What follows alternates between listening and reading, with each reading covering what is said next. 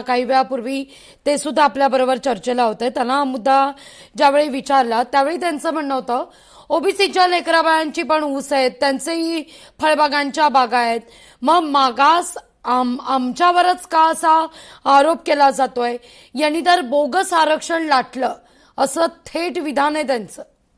हे बघा, दोन पॉलिसी आपला देश स्वतंत्र झाल्यानंतर संविधानानं ऍक्सेप्ट केल्या.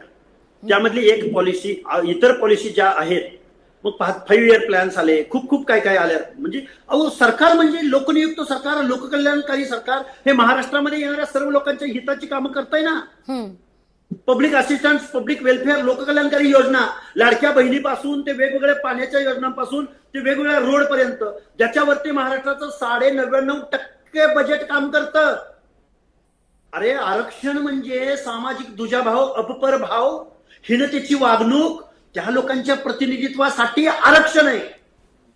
तुमच्या सगळ्या गोरगरिबांसाठी ईबीसी सवलतीपासून ते वेगवेगळ्या योजना आहेत ना, त्याच्यावरती 99% बजेट आपण पर्क्युलेट करतो ना. हे कधी कुणाला कळेल काय माहित.